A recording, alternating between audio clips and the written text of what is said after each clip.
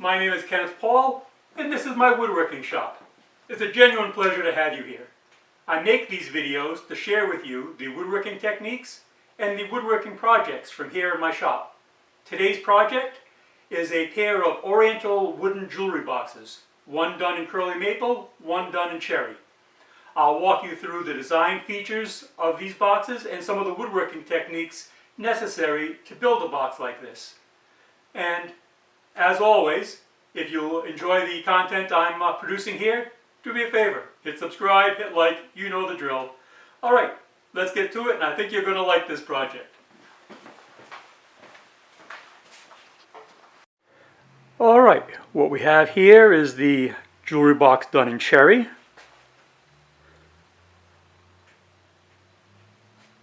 And this one is done in curly maple. You can see that what these are is a post and rail construction. The sides of the drawers actually become the sides of the boxes, because this is basically just an open rail and post construction. There are no nails, no screws, no glue. Everything is held together with through mortises and tenons.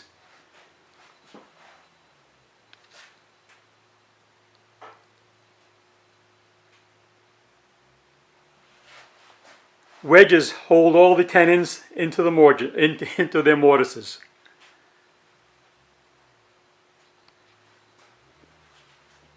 The tops of the boxes are just 1/8 inch slats held into their mortises.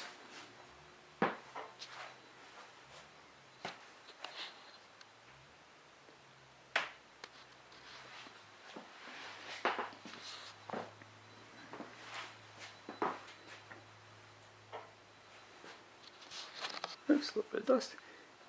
You can see that the rails have a very slight curve to them. Same with the upper rails. The upper rails all have a curve to them.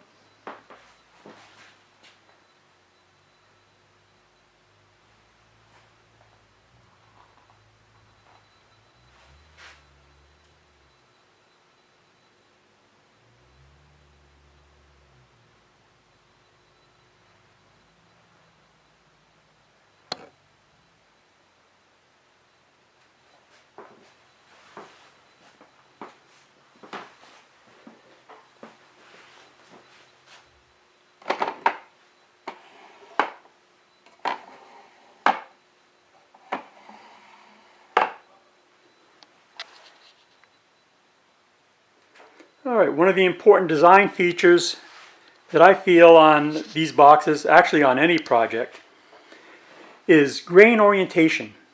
If you look carefully, you'll see that this top rail, this drawer, and the next drawer down are all cut from the same piece of wood and then reinstalled in their same relationship that they originally had in the board.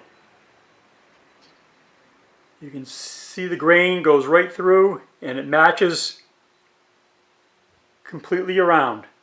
It takes a little extra time, but this is the kind of detail on these small projects that really sets your work apart. Something I consider to be very important.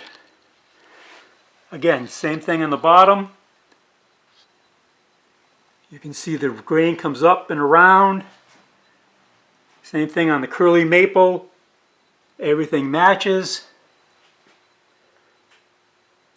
All cut from the same piece of wood and then reinstalled in its original relationship in the board. The drawers are half-blind dovetails. That box has velvet lining. This one is just wood. I haven't done anything to the inside of this one. And you can see that the drawers are mortised to slide onto the rails which extend into the box. So the rails become the drawer glides.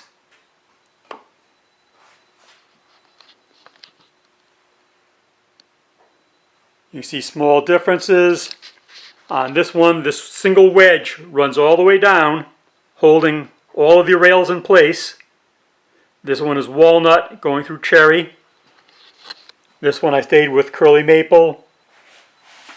I used a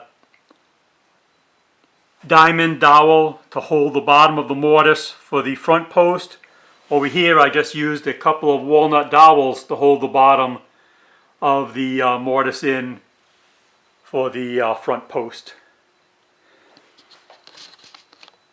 The top rails are held in with this wedge. Front and back are held together on the center with this wedge and this wedge.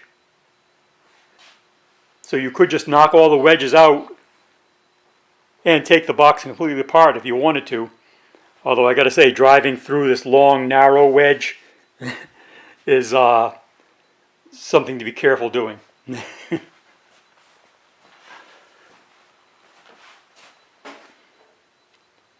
I happened to get some really lovely curly maple for this project.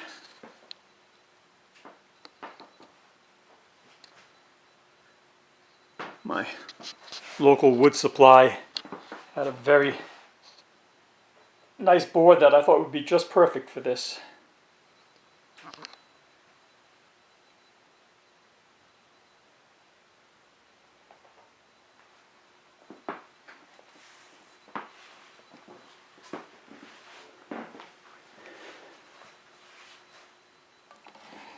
You can see the, oops, piece of dust. You can see the red velvet inside this box.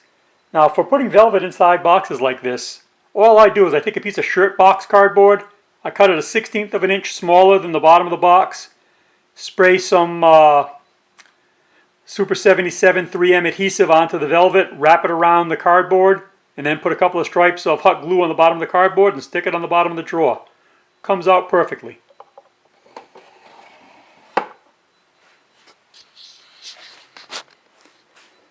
Haven't decided what kind of knobs to put on this one yet, and if I'm going to leave the bottom of this one wood or if I'm going to put velvet in it. We will see. Now, the plans for these boxes come from a book called Marvelous Wooden Boxes You Can Make by Jeff Grief. So if you're interested in making these, the plans for these boxes are in that book.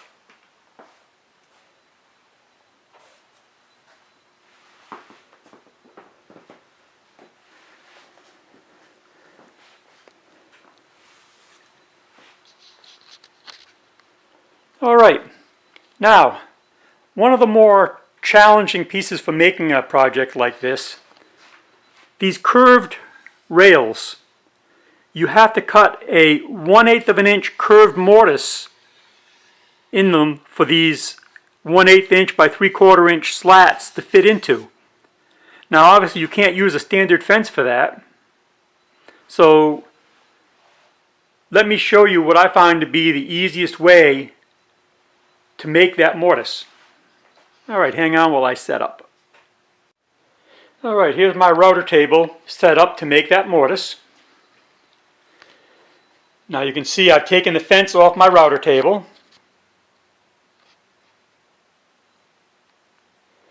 And what I've done is I've clamped a block of wood with a rounded point end on it, and I have mounted in my router right now a 1/8 of an inch upcut spiral router bit, solid carbide, and I have this. I've just made a quick sample.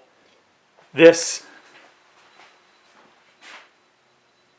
is this top rail. I just cut one out of pine real quick so I could demo this.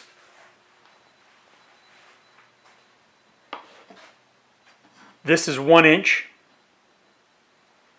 The bit is 1/2 of an inch centered from the edge of this point.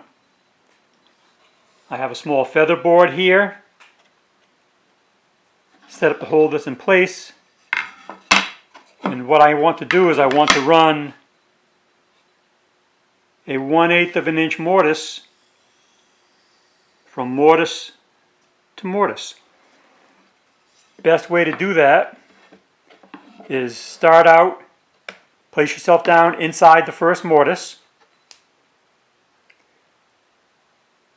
The featherboard will hold you against your pointer, and as long as you keep pressure against that pointer, you're going to stay 1/2 inch away from the edge the whole way. Let me demonstrate. One moment. Let me set up the camera. Alright, hang on. I'm going to turn on the dust collection, turn on the router table, and I'll run you through.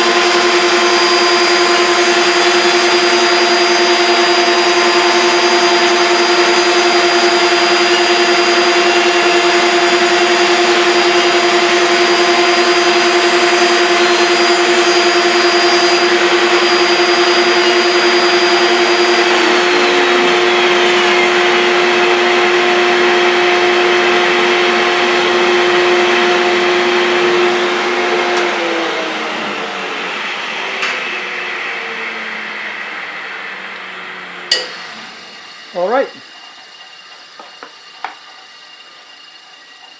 You can see here we have a perfectly spaced 1/8 of an inch groove from mortise to mortise.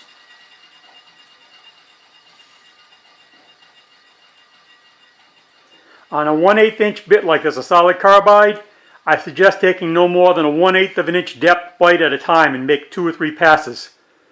The bits are a little bit fragile, so on pine it doesn't matter much, but on hardwoods, take your time, make multiple passes.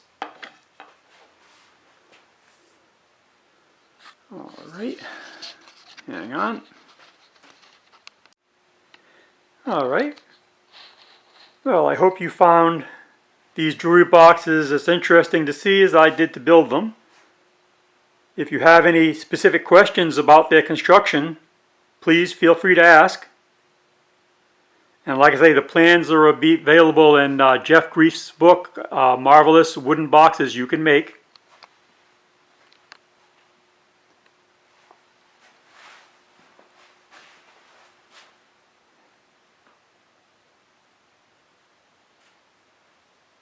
All right. Well, again, it's a pleasure to have you here in my shop, and I hope to see you again sometime. All right. You have yourselves a very nice day. Bye-bye.